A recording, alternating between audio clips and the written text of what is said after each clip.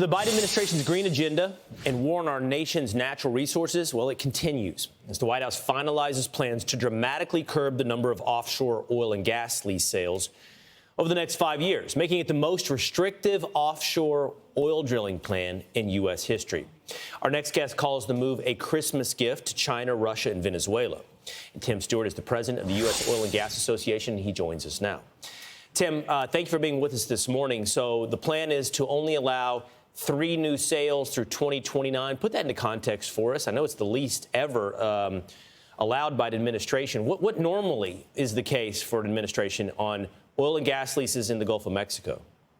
Well, normally the minimum is between 11 and upwards of 40 sales. The federal production will accounts for 15 to 20% of our total oil and gas production. And so the administration has basically said, we'll shut down 1 out of 5 barrels in future production. Imagine if they said that to the agricultural sector or to the manufacturing sector. Imagine if they said, we'll take 1 out of 5 airplane flights and take them offline from here on out. It's going to have drastic economic consequences here. And I don't think people realize how badly this is going to impact them. So just to clarify, for my own ability to understand, when you say it accounts for 1 in 5 barrels of oil of 15 to 20%, is that offshore drilling at large, or is that Gulf of Mexico specific? Well, there is very little, if any, offshore drilling outside of the Gulf of Mexico. And so this actually impacts really, just in the Gulf of Mexico itself, 15% of our total production. One offshore platform produces the energy equivalent of dozens and dozens and dozens of wind platforms. It's a different type of energy as well because it has multiple uses. It's petroleum, it's natural gas, and ultimately it's petrochemicals. And so we're producing something that has long value versus just intermittent electricity like wind farms do. And that's the move, isn't it? The Biden administration, I believe it's going to allow for more wind activity in the Gulf of Mexico as part of this, reducing it down to 3 new oil and gas platforms in the Gulf of Mexico, increasing wind? Correct. You know, the reason why they're actually having to do this sale is because the IRA bill forced them to do that. They said if you want to do offshore wind, then you have to do offshore oil and gas. And so that's why they're really doing the bare minimum of this. They don't even deserve a participation trophy for something like this. I mean, they're basically phoning in this particular lease sale.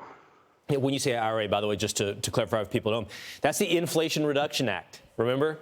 Designed to reduce inflation. And here you see the effects.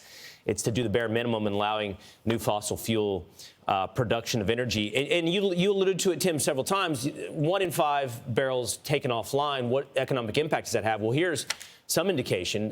Here's the price of crude oil since the Biden administration took over for West Texas Intermediate, WTI. It went from $52 a barrel on inauguration. It's up to $72, Tim.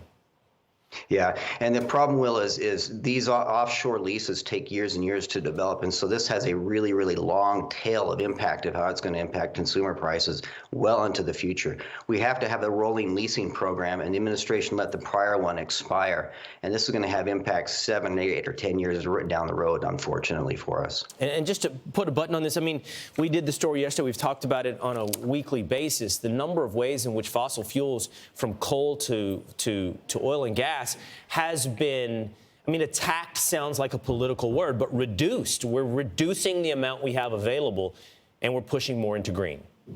Absolutely. And people don't realize there's 6,000 consumer products that rely on petrochemicals for their base ingredient. And so this not just has an impact at the price of the pump, what we're paying for our heating bills each month, but actually everything from food to aspirin has an impact as well. So they really are jacking up prices well into the future. Yeah. Tim Stewart, thanks so much for shedding some light on this morning. Thank you. I'm Steve Ducey. I'm Brian Kilmeade. And I'm Ainsley Earhart. And click here to subscribe to the Fox News YouTube page to catch our hottest interviews and most compelling analysis.